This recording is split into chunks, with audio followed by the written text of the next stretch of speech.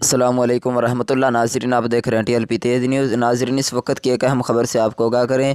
شہید تحفظ ناموس رسالت مارچ محمد بختیار رضوی 23 اکتوبر کو PTI حکومت کی دہشت گردی کے اسٹریٹ فائرنگ سے گولی لگنے کے باعث شدید زخمی حالت میں زیر علاج تھے۔ زخمیوں کی تاب نہ لاتے ہوئے آج شہید ہو گئے۔ انا للہ و انا الیہ راجعون۔